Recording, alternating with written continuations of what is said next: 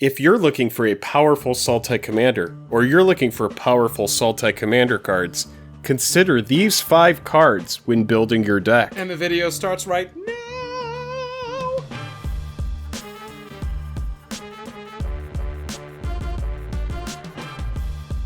Hello and welcome to the day. Thank you for spending your time with us.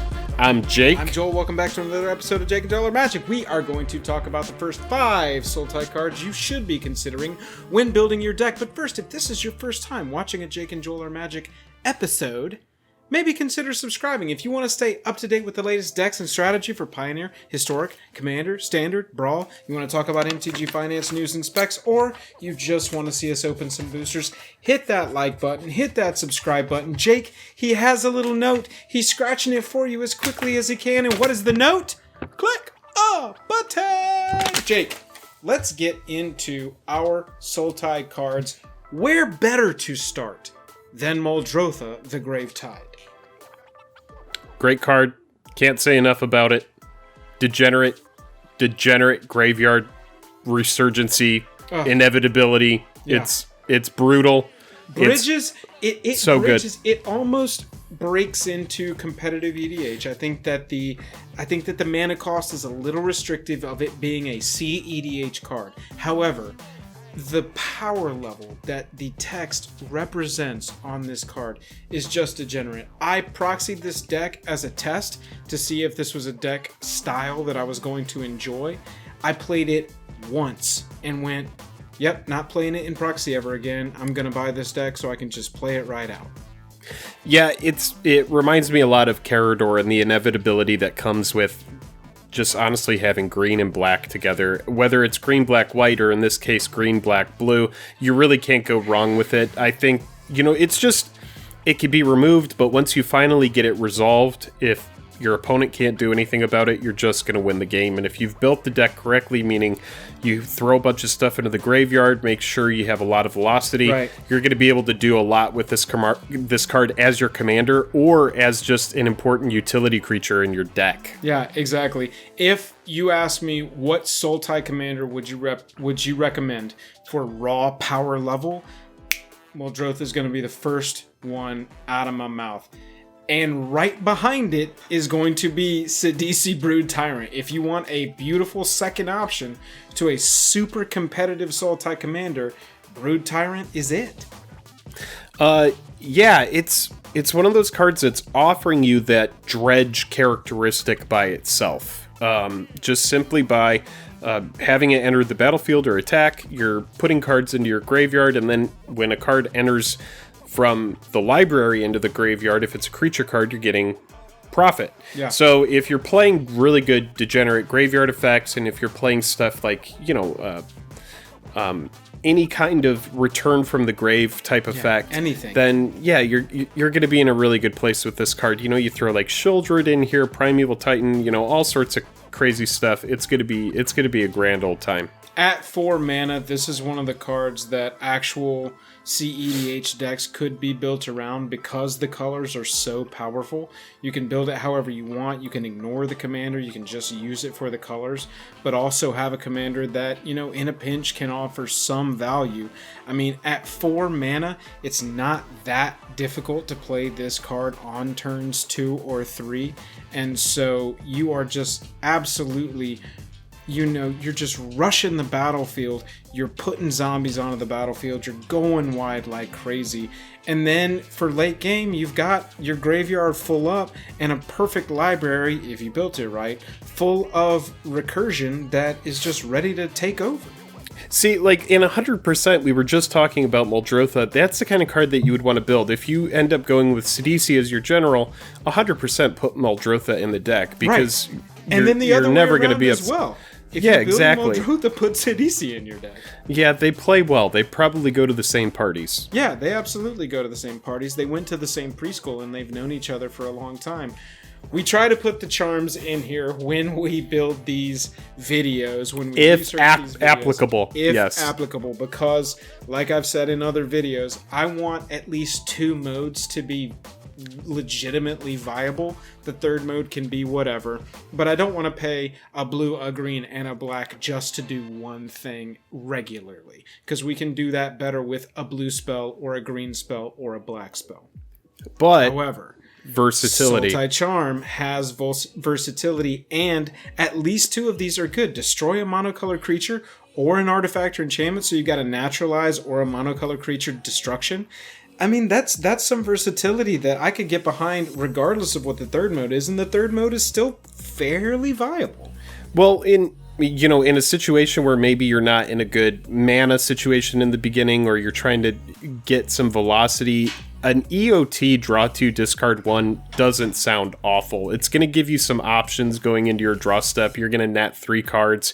You're probably going to pitch something that you weren't using anyway. Your 8 cost or your 9 cost. I mean, you're in Sultai, so we'll get the 9 cost out of the graveyard. Actually, Jake, now that I think about this more, that third mode has more viability than I was giving it credit for, because you could pitch a 9 cost. And it's not like Sign in Blood where it's a sorcery speed either. Right. This is an instant speed EOT. Let's cast Sultai Charm. We're going to try to dig ourselves out of this. Yeah, I like that, Jake. I was actually, and you can attest to this, I was super low on that third mode.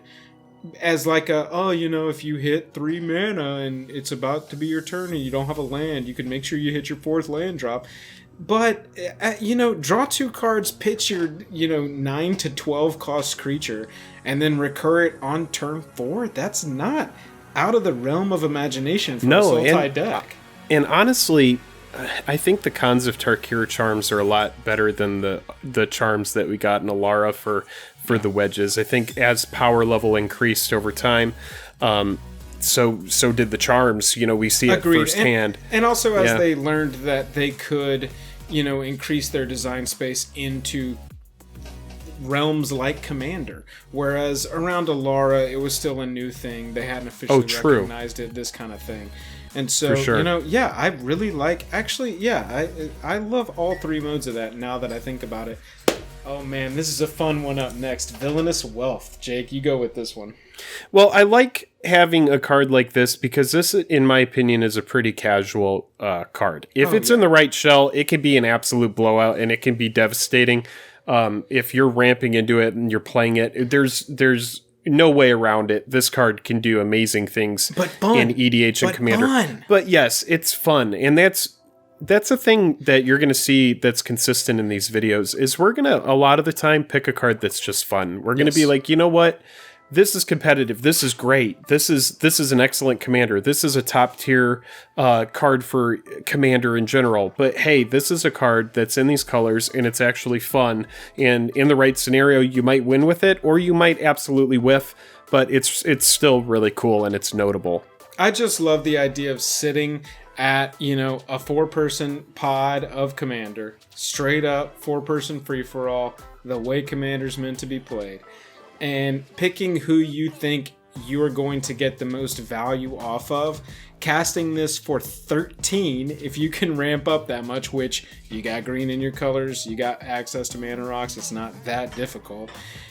Going 10 down in their library, casting any spell in there that's 10 or less, I just think that is the kind of fun thing that can swing a game, that can definitely put a target on you. But you're Sultai, you're green and black with a third color. You are already a target, I promise. But also, exiling cards from your opponent's library is nothing to shake a stick at either. Yeah. You could hit one of their win cons, you could hit an important just enabler, something like that. So that's something notable about the card as well. Absolutely. I really love that card. Lastly, we've got Yarok the Desecrated. Fairly recent card, but I mean, this is that doubling enter the battlefield triggers on a stick, man. You got 3/5 Death Touch Lifelinker. You got it's just ETB's doubled. Oh, dude, it gets out of hand so fast. Like Death Touch Lifelink is cute. I like that. I like the 5 great. Toughness the most. This could be a 1/5, and I would still consider it to be a really good commander. 100%. Double ETBs, man. So let's just talk about, Primetime. Comes in, searches 2 lands. Instead, it's going to search 4. If you're running something like Panharmonicon, it's going to search 8 because you're Right. doubling all of that. Exactly. So it's just a Panharmonicon on a stick, and when you combine it with Panharmonicon, when you build the deck around ETBs, Yarok 5 converted mana cost, so it's not difficult to get on the battlefield if you're playing stuff like Soul Ring or any of the ramp that you need to be playing in green. Obviously in Commander, five mana cost is not hard to get on. Nothing. But it's the nothing. thing is if you play this as your Commander, you're building it around the best black, green, and blue ETB creatures or permanents. Really, the best part about this thing is it doesn't even have to be creatures. It gets out of hand so fast. You're gonna want to build some protection in, obviously, so that especially if you are going all in on the Yarok idea. But redundancy it with Panharmonicon. You wanna put in some protection for Yarok. Put in some search for Panharmonicon. Oh my god, I've played against this in Commander on Miko, in Commander in Paper, in Brawl in Paper, and on Arena. And if you don't have an answer for it, degenerate. Like something like Chupacabra, which is, it's a fair card in a little less EDH. than medium in EDH, for sure. It becomes an absolute, wow, that is mythic level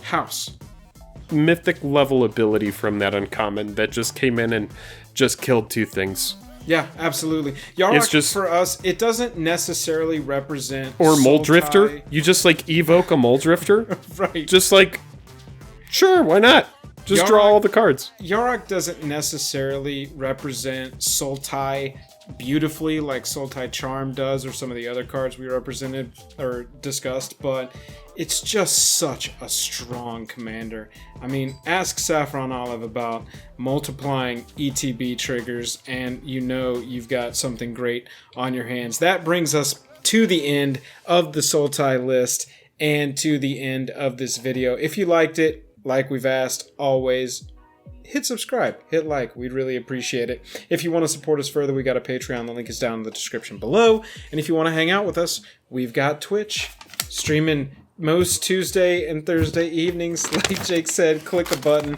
We would appreciate it. That is Jake's official click a button. Is that a Los Angeles PD ticket that you're writing that on the back of? What is that you've got? Oh, it's a receipt for a UPS label that got dropped off at my place.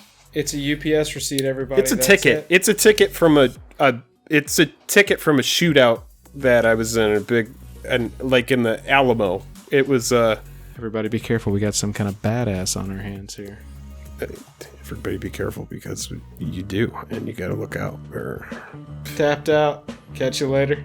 We're gonna see you on the flippity. See you later, warehouse. See you on the flippity.